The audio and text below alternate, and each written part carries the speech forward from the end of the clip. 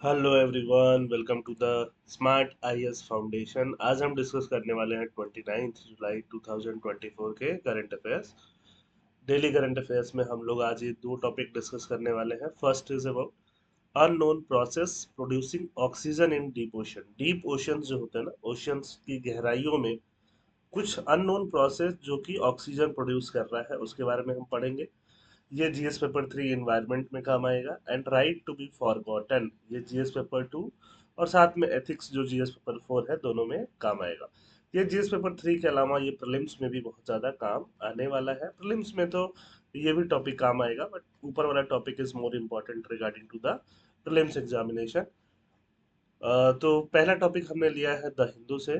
The Hindu में ये topic था surprising dark oxygen discovery could concern deep sea mining. Deep sea mining जो होता है ना, सी के समुद्र के अंदर से अगर जो हम माइनिंग करते हैं, उसमें एक रुकावट आ सकती है, प्रॉब्लम क्रिएट हो सकता है। किसकी वजह से? डीप डार्क ऑक्सीजन की डिस्कवरी की वजह से। तो अब बात ये हो रही है, डार्क ऑक्सीजन इसका नाम क्यों रखा गया है? डार्क ऑक्सीजन नाम इसलिए रखा गया है क्योंकि ये फोटोसिंथेसिस से क्रिएट नहीं हो रहा है। An unknown process is producing oxygen deep in the world ocean where it is too dark for photosynthesis. Photosynthesis नहीं हो रहा है तब भी ऑक्सीजन प्रोड्यूस हो रहा है, इसलिए नाम है डार्क ओशन। और ऐसा जुलाई 22 को साइंटिस्ट ने रिपोर्ट किया। एक जर्नल है नेचर जियो साइंस, वहां पे यह इसको रिपोर्ट किया गया। तो साइंस एंड टेक में ये काफी इंपॉर्टेंट होगा। The finding has important implication because oxygen helps support life and the discovery implies the existence of previously unknown ecosystem.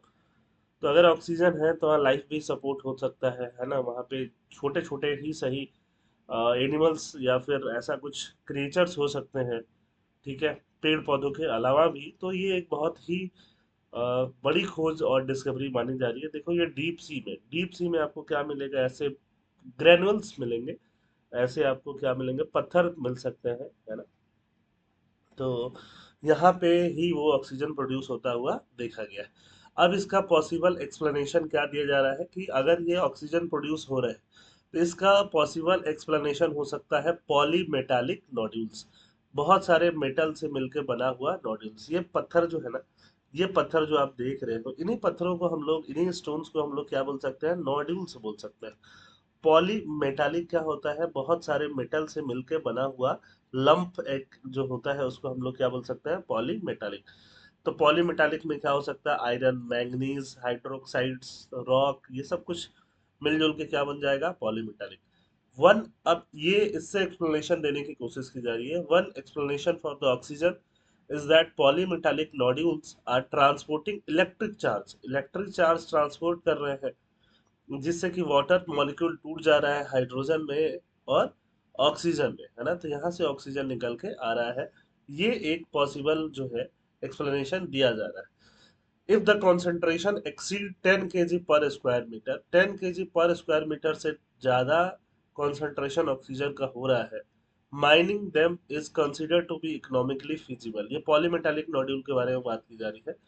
अगर एक स्क्वायर मीटर में 10 केजी से ज्यादा मिल रहा है पॉलीमेटालिक नोड्यूल, तो उनको माइनिंग करने से इकोनॉमिक फिजिबिलिटी होगा। क्योंकि माइनिंग करने में आपको समुद्र में जो भी आपके गियर्स हैं, रोबोट्स हैं, उसको उतारना पड़ेगा, खर्चा लगेगा। तो अगर खर्चा लगा के अगर हम कुछ निकाल रहे हैं, निकालने के बाद भी उन नोड्यूल से और काम करेंगे, उसको रिफाइन करेंगे, तो जाके उसको फिर फाइनली काम मिलेंगे as a raw raw material, तो जाके फाइनल प्रोडक्ट बनेगा। तो अगर इतना कम से कम मिलेगा 1 मीटर स्क्वायर में 10 केजी, तो फिर उसको माइन करना फिजिबल है इकोनॉमिकली, अदरवाइज तो नहीं।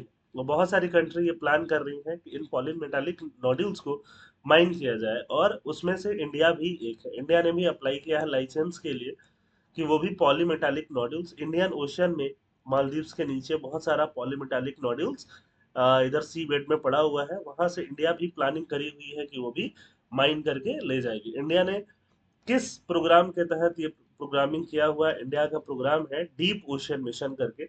इस डीप ओशन मिशन के तहत इंडिया ने ये प्रोग्रामिंग किया हुआ है। थोड़ा सा आपको बेसिक बैकग्राउंड पता होना चाहिए डीप ओशन मिशन के बारे में।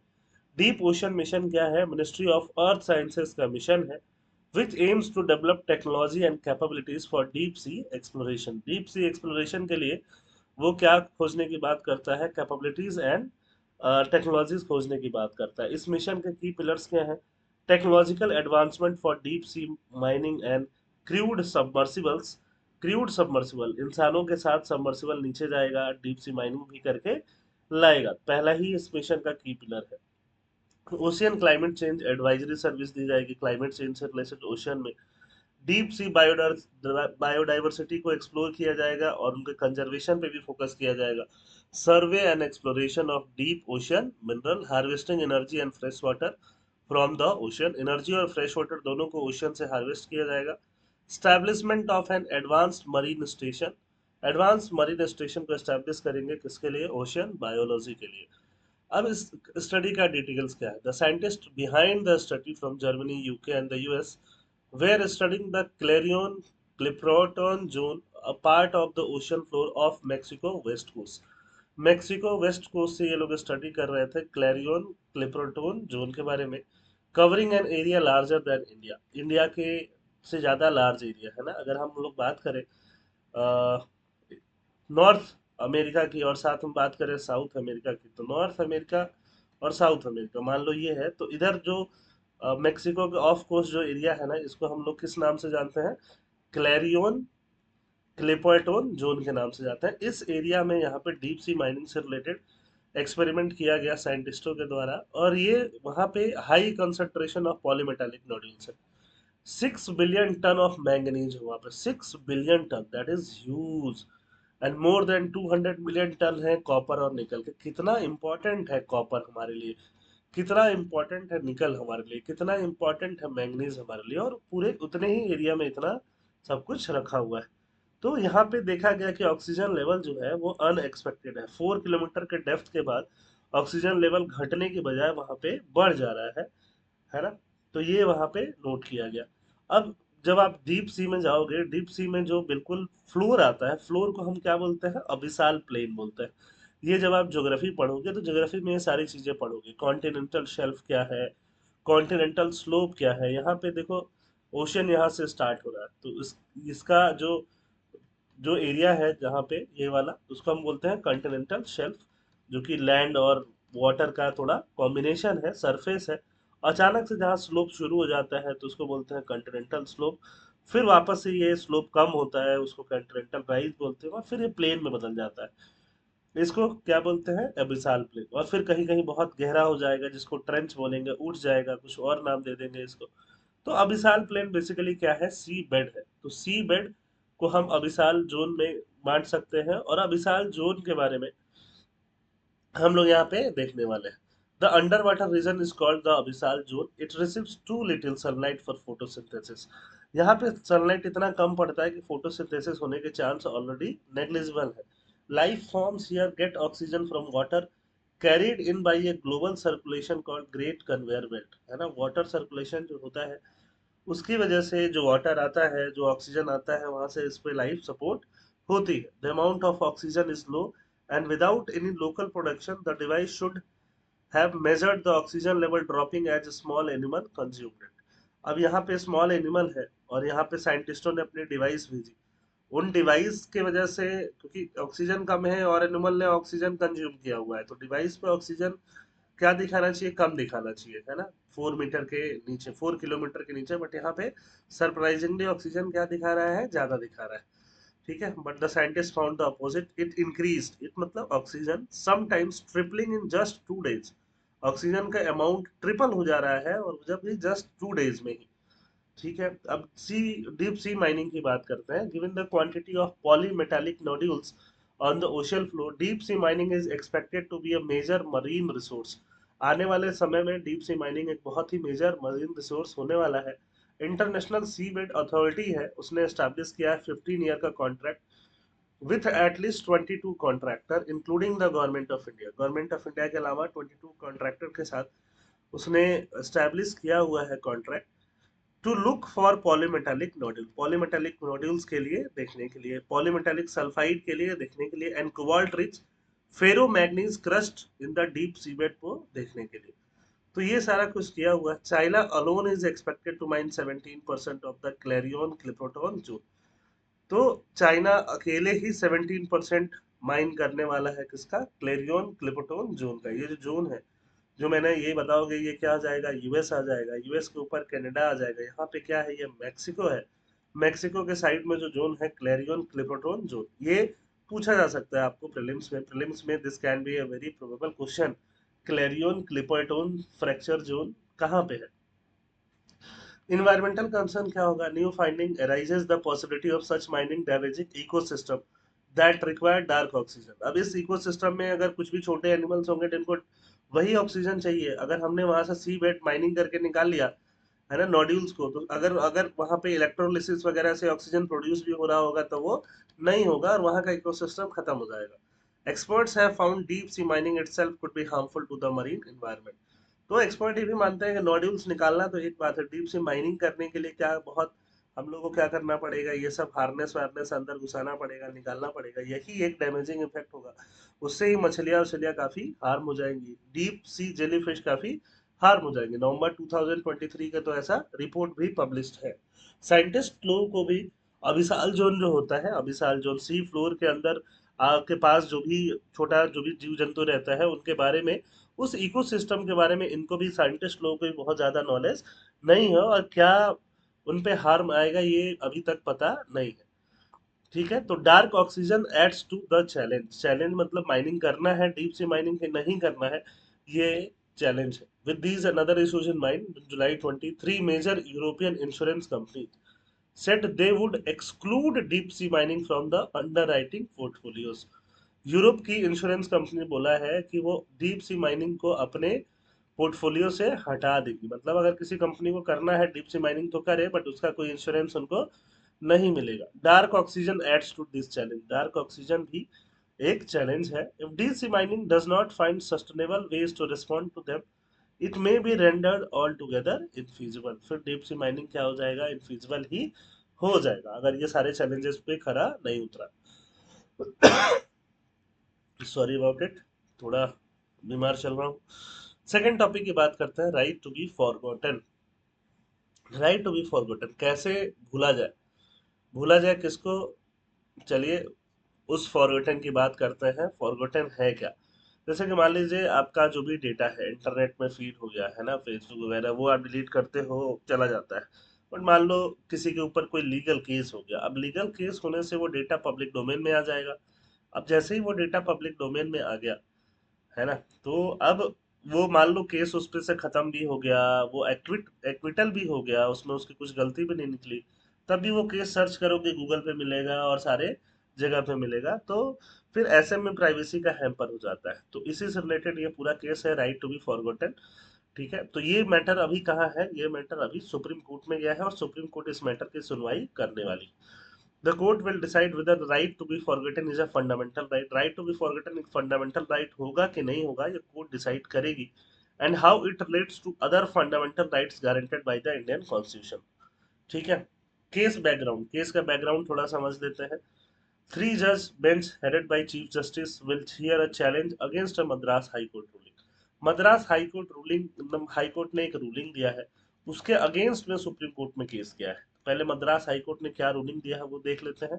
एक पोर्टल है, पोर्टल का नाम है इंडियन कानून। इंडियन कानून को मद्रास हाई कोर्ट ने डायरेक्ट किया है कि 2014 में रेप और चीटिंग केस जो था एक पर्टिकुलर पर्सन के अगेंस्ट में, उसको हटा दिया जाए, उसके जजमेंट को वहां से उस इंडियन कानून पोर्टल से हटा दिया जाए, डिलीट कर दिया जाए, है ना। मद्रास हाई कोर्ट ने ऐसा डायरेक्ट किया है। तो ये लोग कहाँ पहुंच गए, अब सुप्रीम कोर्ट पहुंच गए। The acquitted man move to Madras high court, है ना। 2014 में जिस मैन को एक्विट कर दिया गया, छोड़ दिया गया, निर्दोष घोषित कर दिया गया, वो मद्रास हाई कोर्ट गया। और मद्रास हाई कोर्ट इसलिए गया क्योंकि जब वो ऑस्ट्रेलिया गया था, ऑस्ट्रेलिया में उसको सिटीजनशिप नहीं मिला, क्योंकि उसका नाम गूगल करने पे हर जगह पब्लिकली जजमेंट में आ जाता था। तो वो वापस आके इंडिया में और मद्रास हाई कोर्ट जाके ये केस उसने किया और उसको वहां से हाई कोर्ट ने रिलीफ दिया। बट इसके अगेंस्ट में हाई कोर्ट के जो भी जज डिसीजन है उसके अगेंस्ट में मामला अब कहाँ गया हुआ है, सुप्रीम कोर्ट में गया हुआ है। पहले समझते हैं राइट टू बी फॉरगेटन है क्या। Right to be forgotten can be described as the right to remove one's digital footprint from internet searches where it violates the right to privacy। अब थोड़ा सा यूरोप का केस समझ लेते हैं। Affirmed by the Court of Justice of the European Union in May 2014 in the Google Spain case में इसकी बात करी गई थी कि right to be forgotten include होना चाहिए।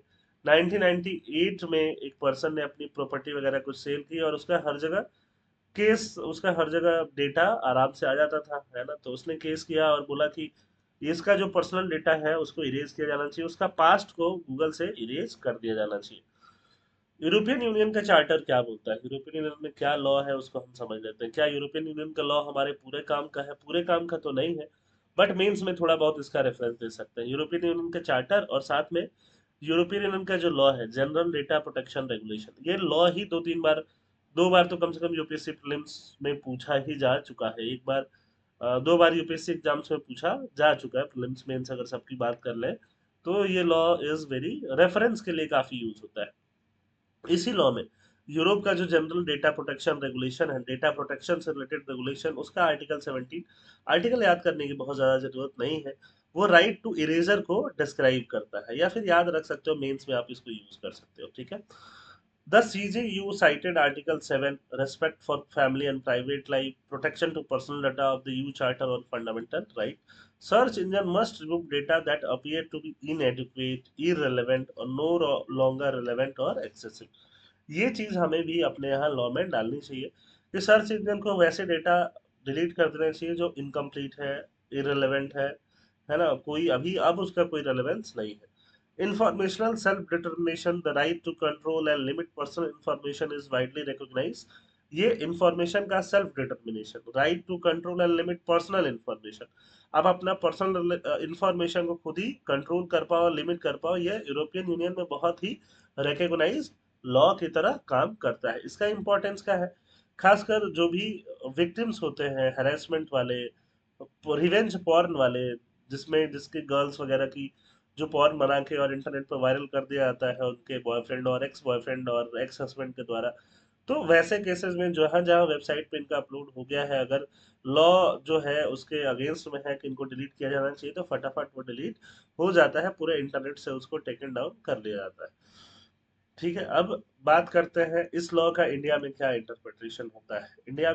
इंडिया में कोई स्टैट्यूटरी फ्रेमवर्क डायरेक्टली नहीं है राइट टू बी फॉरगेटन के रिलेटेड, बट इसका ये मतलब नहीं है कि हमारे यहाँ कुछ भी नहीं है, कुछ लॉ डायरेक्ट नहीं है, बट राइट टू प्राइवेसी जब रिकॉग्नाइज किया गया था एज ए फंडामेंटल राइट 2017 में, आपको याद है कि ये बहुत ही इंपॉर्टेंट और बहुत ही बेसिक लॉ है, case पुट्टा Swami versus union of India case.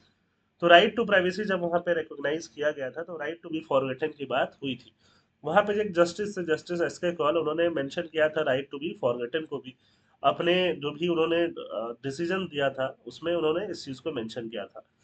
The right allows individual to remove personal data that is no longer necessary relevant और इनकरेक्ट। उन्होंने बोला था कि इंडिविजुअल को ये राइट मिलना चाहिए कि जो डेटा नो लॉन्गर नेसेसरी है, रिलेवेंट है या इनकरेक्ट है, उसको हटा देना चाहिए, इंडिविजुअल के पास ये रहेगा। और इस ऐसा क्यों रहेगा? क्योंकि इंडिविजुअल को फ्रीडम मिल सके, है ना, लीगल ऑब्लिगेशन का कॉम्प्लायंस हो चुके, पब्लिक इंटरेस्ट पे टास्क हो चुके, पब्लिक हेल्थ, मेंटल हेल्थ, है ना, ये सब archiving purpose, statistical purpose, legal claim सारा फुलफिल हो सके। क्योंकि अगर खराब डेटा रहेगा, आप क्या करते हो, लैपटॉप से फालतू चीजें डिलीट ही कर देते हो ना, रखते थोड़ी हो, वही वाली बात है।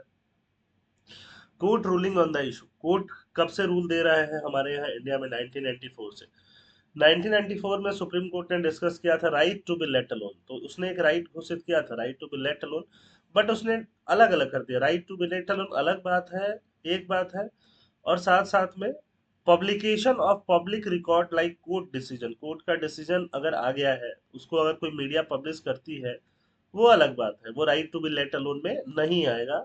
ऐसा कोर्ट ने बोल दिया था, सुप्रीम कोर्ट ने बोल दिया था 1994 में।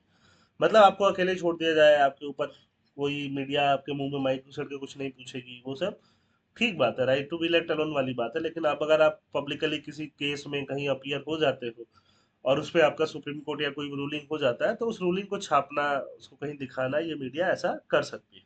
Once a matter becomes public record, कोई भी पब्लिक रिकॉर्ड के मैटर पे right to privacy no longer subsist, वहाँ राइट टू प्राइवेसी फिर वहाँ काम नहीं करेगा। और प्रेस और मीडिया उस मैटर पे अगर कुछ कमेंट करे तो ये लेजिटिमेट है, ऐसा सुप्रीम कोर्ट ने बोला था। उसके बाद में हाई कोर्ट में बहुत सारी रूलिंग हुई। क्या सारी रूलिंग हमें याद होनी चाहिए? सारी रूलिंग याद नहीं होनी चाहिए, बस देख लो। 2017 में हुआ, Gujarat high court refuse to remove detail of the petitioner acquittal in a murder and kidnapping case allowing court order to remain public. Gujarat high court ने बोला कि कोई एलेज्ड पर्सन था जिसको छोड़ दिया गया है ना, फ्री कर दिया गया, एक्विटल कर दिया गया मर्डर एंड किडनैपिंग केस में, बट उसका डेटा जो है वो रहेगा, पब्लिक रहेगा, ऐसा कोर्ट ने बोल दिया। 2017 में फिर एक और कर्नाटका हाई कोर्ट में केस आया, ठीक है। तो Karnataka high court protected the petitioners name, petitioner name को प्रोटेक्ट किया, तभी यहाँ पे नेम इस केस से भी हटा दिया गया। समझ में आ रही बात? देखो कितना शानदार है। इन एन एनलमेंट, मैरिज का एनलमेंट होता है ना, मैरिज में डिवोर्स होता है, मैरिज अगर गलती से हो गया जल्दी से कुछ दिनों में एनलमेंट हो जाता है, तो कर्नाटका हाई कोर्ट ने बोला वेस्टर्न कंट्रीज में तो यही होता है, तो एनलमेंट केस को हटा दो। फिर वो आदमी कभी बोल सकता है कि हाँ उसने शादी ही नहीं किया, या फिर वो एक आम जिंदगी अपना पास्ट डिलीट करके घूम सकता है। Zorawar Singh Mundi, Delhi high court allowed a criminal case ruling to be taken down from search result to prevent irreparable prejudice to the petitioner social life and career prospect. है ना, यहाँ भी किसी को छोड़ दिया गया और दिल्ली हाई कोर्ट ने बोला कि जो कि यहाँ पे पिटिशनर है उसको उसके सोशल लाइफ को और करियर प्रोस्पेक्ट को हार्म होगा अगर गूगल पे या कहीं भी उसका क्रिमिनल केस कुछ भी मिले तो। है ना, ऐसा नहीं है किसी क्रिमिनल को ही छोड़ देना है, या क्रिमिनल के बारे में जो, हाँ, जो एक्विटल कर दिया जा रहा है उसके बारे में बात हो रही है। उड़ीसा हाई कोर्ट का है discuss the need for wide spread debate, ये इसने बढ़िया गाइडलाइन दिया कि हमें राइट टू बी फॉरगॉटन में और भी क्लियर गाइडलाइंस चाहिए, वाइड स्प्रेड डिबेट चाहिए, खासकर जहां रिवेंज पॉर्न से रिलेटेड बातें हो रही हैं वहां पे। Challenges and implication. The implementation of right to be forgotten is complex due to practical and technological nuances. It requires clear demarcation of institutional boundaries and redressal of delicate issues. The Supreme Court decision will have significant implication for information privacy and balance between privacy and freedom of expression in India. तो freedom of expression को balance करना पड़ेगा right of privacy वगैरह से। Supreme court को इन सब चीजों का ध्यान रखना होगा जब भी राइट टू बी फॉरगेटन के बारे में सुप्रीम कोर्ट सुनवाई करेगा। आई होप आपको दोनों टॉपिक समझ में आए होंगे। इनका पीडीएफ आपको कहाँ मिलेगा? टेलीग्राम चैनल पे, जिसका लिंक कहाँ मिलेगा? डिस्क्रिप्शन बॉक्स में। थैंक यू, जय हिंद।